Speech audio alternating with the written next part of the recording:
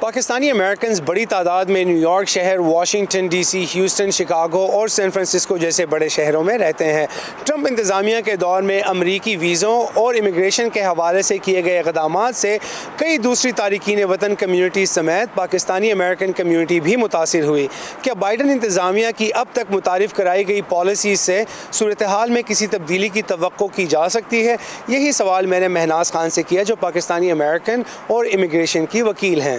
Last year ایسا ہوا تھا کہ یہ کووڈ کے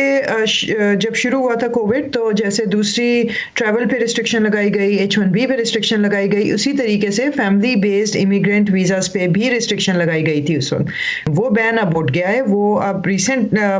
اس وقت رائٹ ناؤ وہ بین نہیں ہے۔ ان 2019 بیفور کووڈ پریزیڈنٹ ٹرمپ نے یہ ایڈ کیا تھا، جس کی وجہ سے آپ کو ایک ایکسٹرا، جب آپ گرین کارڈ کی اپلیکیشن فائل کرتے تھے تو آپ کو ایکسٹرا وہ فارم اس میں ایڈ کرنا ہوتا تھا، اس میں آپ کو انفارمیشن دینی ہوتی تھی، اپنی کریڈٹ رپورٹ کی کاپی لگانی ہوتی تھی، اگر آپ کے کوئی کریڈٹ کارڈز ہیں تو ان کی اسٹیٹمنٹس، بینک اکاؤنٹ کی اسٹیٹمنٹس،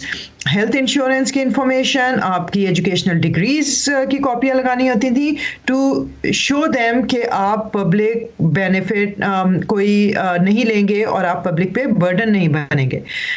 لیکن وہ جو 2019 سے شروع ہوئی تھی امپلیمنٹیشن اس کی، وہ اب